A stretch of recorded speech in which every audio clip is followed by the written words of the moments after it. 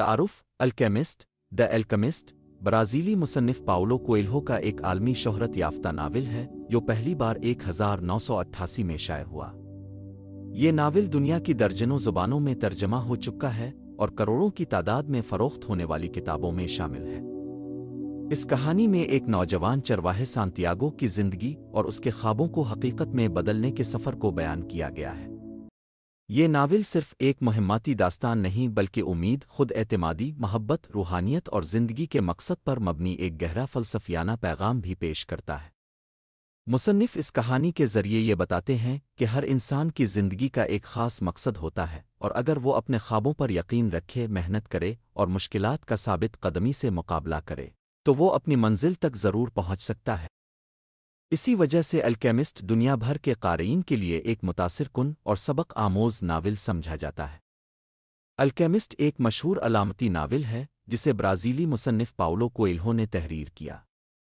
اس novel کا مرکزی کردار سانتیاگو نامی ایک نوجوان چرواہا ہے جو اسپین کے علاقے انڈلس میں اپنی بھیڑیں چراتا ہے۔ وہ سادہ زندگی گزارتا ہے لیکن اس کے دل میں دنیا دیکھنے اور کچھ بڑا حاصل کرنے کی خواہش موجود ہوتی ہے۔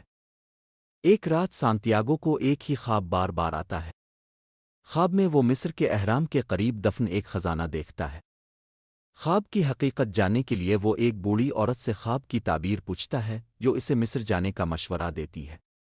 بعد میں اس کی ملاقات سالم کے بادشاہ ملکی صدق سے ہوتی ہے جو اسے سمجھاتا ہے کہ ہر انسان کی زندگی کا ایک خاص مقصد او ذاتی مقدر ہوتا ہے، اور اگر انسان پوری لگن سے اس مقصد کو حاصل کرنے کی کوشش کرے تو پوری کائنات اس کی مدد کرتی ہے۔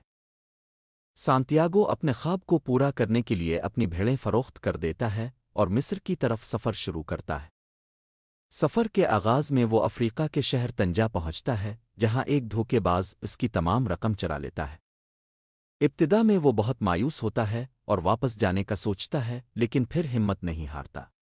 بعد ازاں سانتیاگو ایک قافلے کے ساتھ صحرا کا سفر شروع کرتا ہے۔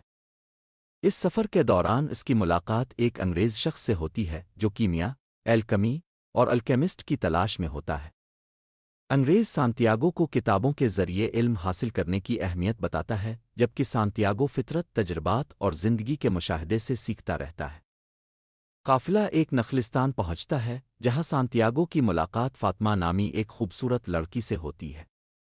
دونوں ایک دوسرے سے محبت کرنے لگتے ہیں۔ فاطمہ اسے یقین دلاتی ہے کہ اگر اس کا مقدر یہی ہے تو وہ ضرور واپس آئے گا، اس لیے وہ اپنے خواب کی تکمیل کے لیے سفر جاری رکھے۔ اسی نخلستان میں سانتیاگو کو ایک خاص روحانی اشارہ ملتا ہے کہ دشمن حملہ کرنے والے ہیں۔ وہ یہ بات قبیلے کے سرداروں کو بتاتا ہے۔ ابتدا میں لوگ شک کرتے ہیں لیکن بعد میں حملہ واقعی ہو جاتا ہے۔ سانتیاگو کی بات سچ ثابت ہونے پر لوگ اس کی عزت کرتے ہیں۔ پھر سانتیاگو کی ملاقات ایک دانا الکیمسٹ سے ہوتی ہے۔ الکیمسٹ اسے زندگی کے گہرے راز سکھاتا ہے۔ وہ بتاتا ہے کہ انسان کو اپنے دل کی آواز سننی چاہیے، خوف پر قابو پانا چاہیے اور مشکلات سے گھبرانا نہیں چاہیے کیونکہ یہی مشکلات انسان کو مضبوط بناتی ہیں۔ آخرکار سانتیاگو مصر کے اہرام تک پہنچ جاتا ہے لیکن وہاں کچھ ڈاکو اسے پکڑ لیتے ہیں اور مار پیٹ کر اس سے خزانے کے بارے میں پوچھتے ہیں۔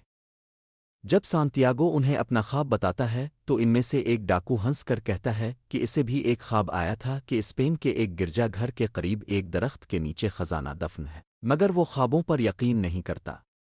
یہ سن کر سانتیاگو سمجھ جاتا ہے کہ اصل خزانہ تو اسی جگہ دفن ہے جہاں سے اس نے اپنا سفر شروع کیا تھا۔ وہ واپس اسپین آتا ہے، گرجا گھر کے قریب درخت کے نیچے کھدائی کرتا ہے اور واقعی خزانہ حاصل کر لیتا ہے۔ اس کے بعد وہ فاطمہ کے پاس واپس جانے کا فیصلہ کرتا ہے۔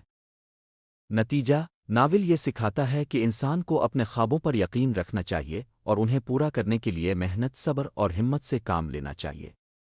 زندگی کے سفر میں آنے والی مشکلات ہمیں مضبوط بناتی ہیں اور اکثر اصل کامیابی صرف منزل تک پہنچنے میں نہیں بلکہ اس سفر سے حاصل ہونے والے تجربات، علم اور خود شناسی میں ہوتی ہے۔ اختتام آخر میں الکیمسٹ ایک ایسی متاثر کن کہانی ہے جو انسان کو اپنے خوابوں پر یقین رکھنے، مسلسل محنت کرنے اور مشکلات کا حوصلے سے مقابلہ کرنے کا درس دیتی ہے۔ اس ناول کا پیغام ہے کہ کامیابی صرف خزانہ حاصل کرنے میں نہیں بلکہ اس سفر میں حاصل ہونے والے تجربات، علم اور خود شناسی میں بھی پوشیدہ ہوتی ہے۔ سانتیاگو کی کہانی ہمیں سکھاتی ہے کہ اگر انسان اپنے مقصد کے لیے ثابت قدم رہے، اپنے دل کی آواز سنے اور ہمت نہ ہارے، تو وہ اپنی منزل تک ضرور پہنچ سکتا ہے۔